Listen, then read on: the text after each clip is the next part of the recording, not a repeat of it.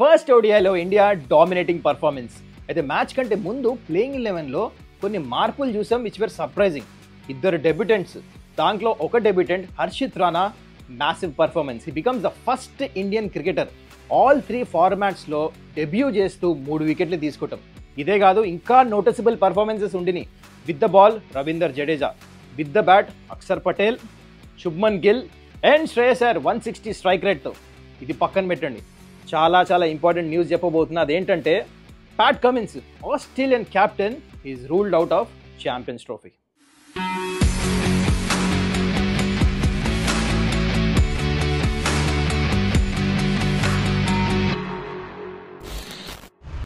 నమస్కారం, welcome to Suman's dugout. Dominating performance team India నుంచి.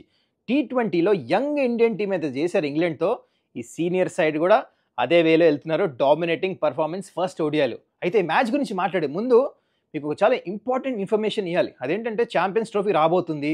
Australia స్క్వాడ్లో చాలా మార్పులు, చాలా ఇంజురీస్ సడన్గా బయటకు వచ్చింది news.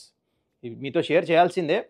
First Australia captain Pat Cummins ankle injury కారణం వల్ల he's ruled out of champions trophy. That's a very big blow ఆస్ట్రేలియాకి. జాష్ హేజిల్వుడ్ ఫాస్ట్ బౌలర్, తను కూడా లేడు స్క్వాడ్లో, తను కూడా ఇంజురీ కారణం వల్ల ఈజ్ నాట్ ఫిట్.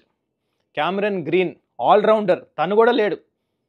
నేను అదే కాదు, మార్కస్ స్టాయిన్ ఈజ్ ఆల్రౌండర్, తనైతే రిటైర్మెంట్ ఇచ్చేసాడు. Is not part of Australia squad. So చాలా మార్పులు. ఆస్ట్రేలియాకి ఇది చాలా పెద్ద blow and they are one of the contenders to win champions trophy. ఇండియాకి వరల్డ్ కప్ ఫైనల్లో కూడా ఎవరు ఈ ఫార్మాట్లో బ్రేక్ లేసారు మీకు తెలుసు కదా. So this is a big blow for Australia, but good news for India. ఎందుకంటే ఈ కండిషన్స్లో Australia is very dominating. Especially ICC టోర్నమెంట్స్లో Australia is a massive side. So వాళ్ళ మెయిన్ ప్లేయర్స్ లేపటం, అది కూడా వాళ్ళ క్యాప్టెన్ నాయకుడు ప్యాట్ కమిన్స్ లేడంటే చాలా కష్టం అయిపోతుంది. ఇప్పుడు వాళ్ళ క్యాప్టెన్ ఎవరు కూడా డిసైడ్ చేయలే. ఎవరో క్యాప్టెన్సీ చేయాలి, ట్రావిస్ హెడ్ చేయాలా, స్టీవ్ స్మిత్ చేయాలా, ఇంకా డిసైడ్ చేయలేదు. మోస్ట్ ప్రాబ్లీ స్టీవ్ స్మితే చేయొచ్చు, ఎందుకంటే శ్రీలంక సిరీస్ తనే చేశాడు క్యాప్టెన్సీ. కానీ డెఫినెట్లీ క్యాప్టెన్ చేంజ్ అయినప్పుడు డైనమిక్స్ మొత్తం చేంజ్ అయిపోతాయి. సో ఆస్ట్రేలియాకి మాత్రం this is a very big blow. So anyways, ఇవాళ మ్యాచ్ గురించి మాట్లాడే ముందు just gentle reminder, don't forget to subscribe to my channel. ముందు చాలా ఇంపార్టెంట్ మ్యాచెస్ రాబోతున్నాయి. ఛాంపియన్స్ ట్రోఫీ, దాని తర్వాత ఐపీఎల్, అన్ని అప్డేట్స్ రావాలంటే కిందకెళ్ళి ఆ బటన్ ప్రెస్ చేసేయండి. ఫస్ట్ మనం హర్షిత్ రాణా డెబ్యూటెంట్ పర్ఫార్మెన్స్ గురించి మాట్లాడాల్సిందే. ఫస్ట్ ఆఫ్ ఆల్ అసలు తిను ప్లేయింగ్ 11లో ఉండటమే పెద్ద క్వశ్చన్ మార్క్స్ రేజ్ అయినాయి. ఎందుకంటే తను ఎవరి ప్లేస్లో ఆడాడంటే హర్షదీప్. అందరూ హర్షదీప్ని ఎక్స్పెక్ట్ చేశారు. అంటే తను ప్రొలిఫిక్ ఫామ్లో ఉన్నాడు. T20 సిరీస్లో మనం చూసి ఎంత మంచిగా వేసాడు. Left armer, 2 ways ball swing చేస్తాడు. ఇట్స్ ఎ నో బ్రెయినర్, తను ఆడతాడని చెప్పేసి అందరం అనుకున్నాం. మీరు కూడా అదే అనుకున్నారు కదా ఫర్ ష్యూర్. కానీ big surprise, Harshit Rana playing 11లో ఆడాడు. అయితే ఆ సర్ప్రైజ్ లాగే ఉండింది. ఎందుకంటే తను వేసిన 3వ ఓవర్లో సాల్ట్ నుంచి అసాల్ట్ చూసాం. క్లోజ్ టు 27 రన్స్ కొట్టారు. ఇప్పుడైతే అందరూ అనుకున్నారు తిని ఎందుకు ఆడుతున్నాడు వన్డే ఫార్మాట్, హర్షదీప్ ఆడాలి కదా అని. కానీ ఇక్కడ మాస్టర్ స్ట్రోక్ చూడండి. అయితే ఆస్ట్రేలియా అప్పుడు 8 overs అప్పుడు 75 odd runs, almost 10 runs per over కొడుతున్నారు. అక్కడ అన్నెసెసరీ రన్అట్ అయ్యాడు. అక్కడ ఫిల్ సాల్ట్ 3rd run లేదు, అండర్స్టాండింగ్ లేదు, పార్ట్నర్ చూడలే, రన్అట్ అయిపోయాడు. సరే అది పక్కన పెడదాం. దాని తర్వాత రోహిత్ శర్మ క్యాప్టెన్సీ చూడండి, 27 runs కొట్టిన తర్వాత మళ్ళా తీసుకొని వచ్చాడు హర్షిత్ రాణా. ఎంతమంది క్యాప్టెన్స్ తీసుకొస్తారు? 6 బౌలింగ్ ఆప్షన్స్ ఉండినాయి. హర్షిత్ రాణా అన్ని రన్స్కి వెళ్ళిన తర్వాత కూడా మళ్ళా తీసుకొని వచ్చాడు. Made the difference. చాలా మంచిగా వేసాడు, మెచ్చుకోవాలి ఎట్లయితే కంబ్యాక్ చేశాడు. ఎందుకంటే యంగ్స్టర్ ఫస్ట్ మ్యాచ్ ఆడుతూ కాన్ఫిడెన్స్ తగ్గిపోతుంది అంత రన్స్ ఇచ్చిన తర్వాత. బట్ ఈ కేమ్ బ్యాక్ సో స్ట్రాంగ్. తన స్ట్రెంత్కి స్టిక్ అయ్యాడు. షార్ట్ ఆఫ్ లెంత్ బాల్ వేసి మంచిగా ఫాస్ట్ వేసి మంచి follow through hit the wicket ball వేయగానే బెన్ డకెట్ ఆ పుల్ షాట్ గెడతానికి అవుట్ అయిపోయాడు. అక్కడ పడింది. దాంతో ఇంపార్టెంట్ వికెట్స్ తీసుకున్నాడు. Not to forget Brook wicket తీసుకున్నాడు. Short of length raising ball ఇట్లా ఆడే బాల్ లోపల కట్ అయింది, గ్లౌ అయింది. కేఎల్ రాహుల్ మంచి క్యాచ్ తీసుకున్నాడు.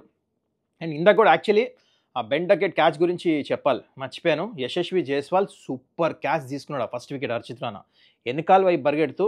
ఇద్దరు debutants combination, Harshit Rana debutant, Yashasvi Jaiswal debutant. What a catch అది, మైండ్ బ్లోయింగ్. దిలీప్కి క్రెడిట్ ఇవ్వాలి, fielding is been done really well Indian టీమ్ది. అండ్ ఇంకో వికెట్ కూడా తీసుకున్నాడు హర్షిత్ రాణా, లాస్ట్ వికెట్ లివింగ్స్టన్ది కూడా. సో ఈ 3 వికెట్లు తీసుకోవటం వల్ల బ్రేకులు పడిపోయినాయి. ఎటో స్పిన్నర్స్కి మంచిగా ఆడరో తెలుసు, ఇంగ్లాండ్ మిడిల్ ఓవర్స్లో మనం మాట్లాడుకున్నాం. కానీ హర్షిత్ రాణా పర్ఫార్మెన్స్ డెబ్యూలో, అది కూడా తను వేసే 3వ ఓవర్లో 25 runs ప్లస్ రన్స్ ఇచ్చిన తర్వాత ఎట్లయితే కంబ్యాక్ చేశాడు కదా, సెల్యూట్. నేను రికార్డ్ ఇందాక మాట్లాడాం కదా, ఈ becomes the first Indian cricketer all 3 ఫార్మాట్స్లో డెబ్యూ చేస్తూ ఆ ఫస్ట్ మ్యాచ్లోనే 3 వికెట్లు తీసుకున్నాడు. వాహ్, టేక్ ఏ బావ్ హర్షిత్ రాణా. అయితే హర్షిత్ రాణానే కాదు, యశస్వి జైస్వాల్ కూడా డెబ్యూ చేశాడు. దానికి కారణము విరాట్ కోహ్లీ ఇంజురీ. రైట్ నీ సోర్ ఉండటం వల్ల ఈ మ్యాచ్ ఆడలేదు.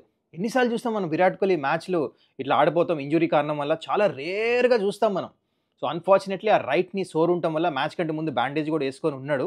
సో ఐ హోప్ ఈ gets fit and place next match, ఎందుకంటే మంచి చిన్న గ్రౌండ్, గుడ్ బ్యాటింగ్ వికెట్ ఉండబోతుంది కటక్లో.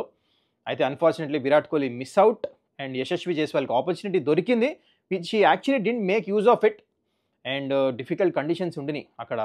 ఆర్చర్ వేస్తున్నప్పుడు బాల్ బాగా మూవ్ అయింది, మంచి బాల్కి అవుట్ అయిపోయాడు యశస్వి జైస్వాల్. కొన్ని మంచి షాట్స్ ఆడుతూ ఆ బాల్ మూవ్ అవ్వగానే బ్యాక్ ఫుట్ డిఫెన్స్ ఆడితే ఎడ్జ్ తగిలింది. కానీ I think it's not a debut to remember, కానీ ఆపర్చునిటీ అయితే మిస్ అయిపోయింది ఇక యశస్వి జైస్వాల్కి. అయితే ఇంగ్లాండ్ బ్యాటింగ్ గురించి మాట్లాడే ముందు వాళ్ళు తీసుకున్న స్ట్రేంజ్ డిసిషన్ గురించి అయితే మాట్లాడాలి. అదేంటంటే జాస్ బట్లర్ టాస్ గెలిచిన తర్వాత ఫస్ట్ బ్యాటింగ్ చేస్తాం. ఈ గ్రౌండ్లో క్లియర్ రికార్డ్ ఉంది, 8 మ్యాచ్ల్లో 6 మ్యాచ్లు సెకండ్ బ్యాటింగ్ టీమే చేసి గెలిచారు. అయినా ఈ పిచ్ మీద, రెడ్ సాయిల్ పిచ్, తర్వాత కాస్త డ్యూ వస్తుంది, బాల్ బ్యాట్ మీదకి వస్తుంది, అండర్ లైట్స్లో తెలిసి కూడా ఫస్ట్ బ్యాటింగ్ చేశారు కదా, అది డెఫినెట్లీ బ్యాక్ ఫైర్ అయింది. అయితే ఎనీవేస్ ఇంగ్లాండ్ బ్యాటింగ్కి వచ్చారు. ఇందాక చెప్పినట్టు ఆల్మోస్ట్ ఫస్ట్ 8 ఓవర్స్లో 75 రన్స్ కొట్టేశారు, నో లాస్. ధూమ్ధామ్ అనుకున్నాం మనం, తీసుకున్న డిసిషన్ రైటా అని. కానీ ఇందాక చెప్పినట్టు హర్షిత్ రాణా 3 వికెట్లు తీసుకోవటము. అయితే noticeable performance from Indian team. ఇక్కడ ఫస్ట్ మనం క్రెడిట్ ఇవ్వాల్సిన జడేజా, 3 వికెట్లు తీసుకున్నాడు. జో రూట్ వికెట్ తీసుకోవటం అక్కడ చాలా చాలా క్రూషియల్. క్రేజీ బౌలింగ్ వేసాడు, చాలా మంచి, ఎట్లా అంటే మంచి రిధంలో అనిపించాడు. ఇంకోటి అక్షర్ పటేల్ కూడా ఆడుతున్నాడు, జడేజా కూడా ఆడుతున్నాడు. ముందు ఒకళ్ళే ఆడొచ్చు ప్లేయింగ్ 11, ఆ కాంపిటీషన్ కనపడింది. అందుకనే ఫైర్ ఇన్ ద బెల్లీ కనిపించింది జడేజాకి. యాక్యురేట్ టెరిఫిక్ బౌలింగ్ వేసాడు. అయితే ఇక్కడ ఇంకా ఇంగ్లాండ్ గురించి మాట్లాడాలి. అంత మంచి స్టార్ట్ వచ్చిన తర్వాత మళ్ళా స్పిన్నర్లు బ్రేక్ వేసేస్తారు. ఇక్కడ నిన్న మాట్లాడుకున్నాం ఆ వీడియోలో, స్పిన్నర్స్ విల్ డామినేట్. ఇదే ప్రాబ్లం ఇంగ్లాండ్ బ్యాటర్స్. కానీ జో రూట్ అవుట్ అయ్యాడు, బట్లర్ అక్షర్ పటేల్కి అవుట్ అయ్యాడు షార్ట్ బాల్కి, దాంతో రన్సే రాలే. జేకబ్ బతేల్ ఒక్కడు కొంచెం సెన్సిబుల్ బ్యాటింగ్ చేశాడు, తను కూడా ఏమో ఇంప్రెసివ్ పర్ఫార్మెన్స్ ఏం కాదు, స్ట్రైక్ రేట్ తక్కువ ఉంది, కానీ ఏం మేనేజ్ చేసి మంచి 50 అయితే కొట్టాడు యంగ్స్టర్. కానీ వేరే బ్యాటర్స్ నుంచి రన్స్ లేవు, బ్రూక్ నుంచి రన్స్ లేవు, లివింగ్స్టన్ నుంచి రన్స్ లేవు, ఇంకా మిగతా బ్యాటర్స్ కూడా, బ్రైడన్ కార్స్ తను కూడా రన్స్ కొట్టలేదు. వికెట్స్ పడతానే ఉన్నాయి. ఏంటంటే సాలిడ్ క్యాప్టెన్సీ చేశాడు రోహిత్ శర్మ, మంచి వ్యూహం, స్పిన్నర్స్ని తీసుకురావడం, రొటేట్ చేస్తాము. షమి కూడా చాలా మంచిగా వేసాడు నిజంగానే. అంటే వికెట్లు ఎక్కువ రాలే, కానీ ఎట్లయితే బౌలింగ్ వేస్తానో రిధమ్ కనిపించింది. Not only with the new ball, తను వేసిన ఫస్ట్ ఓవర్ మేడిన్ వేసాడు, కానీ మిడిల్ ఓవర్స్లో విత్ ద ఓల్డ్ బాల్తో కూడా మంచి రిధమ్, అంటే బ్యాట్స్మెన్ని బీట్ చేస్తాం, సీమ్ పొజిషన్ మంచిగా వచ్చేది. Good science for India. Bowling unit మాత్రం టెర్రిఫిక్ బౌలింగ్ వేసి ఇంగ్లాండ్ని 250 కంటే ముందు రెస్ట్రిక్ట్ చేస్తాం, అది కూడా ఇలాంటి పిచ్ మీద. 50 runs short, minimum 300 was a first inning winning score. 50 రన్లు షార్ట్ ఉన్నారు England. Credit goes to brilliant performance spinners, Harshit Rana, Mohammed Shami, you name it, అందరూ, జడేజా, అంత అక్షర్ పటేల్, బట్లర్ వికెట్ తీస్తాము. Every one contributed, chipped in. Fantastic collective bowling effort from India. కానీ England నుంచి once again not good batting ఇది, especially middle ఓవర్స్లో spinners ట్రాప్లో మళ్ళా పడిపోయారు. సో ఇండియా 248 రన్స్ చేజ్ చేస్తున్నారు, ఈజీ ఉంటుంది చేజ్ అని మనం అందరం అనుకున్నాం. అయితే ఇక్కడ ఆర్చర్ సాలిడ్ స్పెల్ వేసాడు, వికెట్లో హెల్ప్ ఉండింది ఇనీషియలీ, బాగా సీమ్ అవుతుంది. డెబ్యూటెంట్ త్వరగా అవుట్ అయిపోయాడు Yashasvi Jaiswal. Rohit Sharma bat form continues once again, అది కూడా మహమూద్ బౌలింగ్లో అవుట్ అయ్యాడు. బాల్లో ఏమీ లేదు, లెగ్ స్టంప్ మీద ఉండింది, అర్లీ ఆడేస్తున్నాడు. ఫామ్లో లేనప్పుడు ఏమవుతుందంటే త్వరగా ఆడతారు బ్యాట్స్మెన్. రోహిత్ శర్మ బ్యాటింగ్లో అదే అవుతుంది. జనరల్లీ ఇదే బాల్స్ రోహిత్ శర్మ కొంచెం లేట్ ఆడితే 6లు తగులుతాయి, కానీ అర్లీ ఆడటం వల్ల ఆ లీడింగ్ ఏజ్ తగిలి అవుట్ అయిపోయాడు. So Rohit Sharma unfortunately bat form continues. I hope next match నుంచి రన్స్ రావాలి రోహిత్ శర్మకి. అండ్ ఇద్దరు openers back to the pavilion, 17 for 2. ఇక్కడ మ్యాచ్ ఏమైనా అవుతుందా, టర్న్ అరౌండ్ ఉంటుందా అని చెప్పేసి అనుకున్నాం మనం అందరం, కానీ అది అవ్వలే.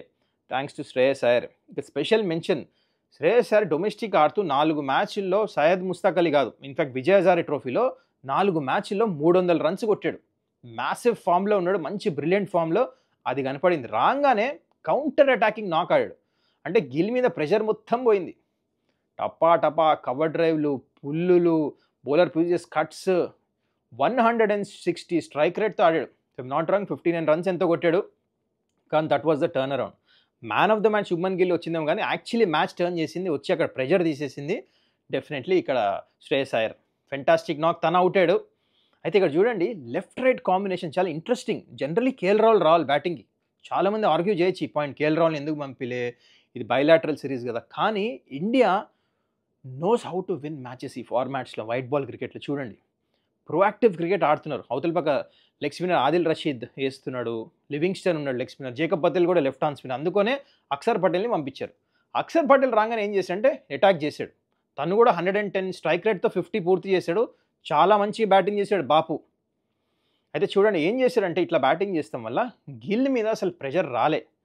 గిల్ ఎక్కువ స్ట్రైక్ రేట్తో ఆడే అవసరం లేదు. మెల్లిగా ఆరామ్సే స్ట్రైక్ రొటేట్ చేస్తూ దొరికిన బాల్స్ని తన కవర్ డ్రైవ్స్ కొడుతూ ఫ్లిక్స్ ఆడుతూ పుల్స్ కంఫర్టబుల్ ఆడుతూ మంచిగా రన్స్ కొట్టాడు. మ్యాన్ ఆఫ్ ద మ్యాచ్ కూడా తనకే వచ్చింది. కానీ వీళ్ళిద్దరు ఆడిన నాక్ అయితే ఉంది కదా, ఫాస్ట్ ఆడారు, అది నాకు చాలా నచ్చింది. శ్రేయస్ అయ్యర్ ఆడింది and Axar Patel dominating performance. అయితే ఇక్కడ ఏమైందంటే కేఎల్ రాహుల్ బ్యాటింగ్ వచ్చినప్పుడు మ్యాచ్ ఫినిష్ చేయలే, ఆదిల్ రషీద్ బౌలింగ్లో అవుట్ అయిపోయాడు.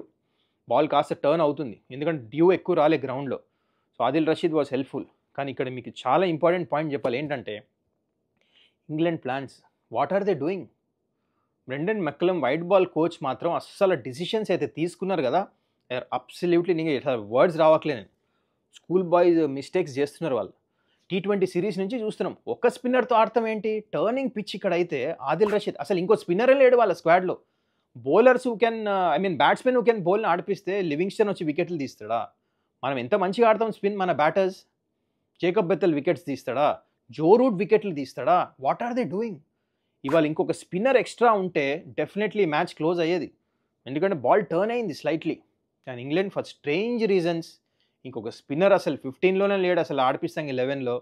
అందుకని ఇండియాకి చాలా ఈజీ అయింది. ముందు ముందు ఈ టోర్నమెంట్లో ఈ సిరీస్లో మ్యాచ్లు గెలవాలన్నా చాలా కష్టం ఇలాంటి బౌలింగ్ అటాక్తో. ఆర్చర్ అంత మంచిగా వేసాడు, మహమూద్ ఇంపార్టెంట్ వికెట్ తీసాడు. 17 for 2 నుంచి అసలు ప్రెషరే మెయింటైన్ చేయాలి ఇంగ్లాండ్. దానికి కారణం ఏంటంటే ఇంకో స్పిన్నర్ లేడు.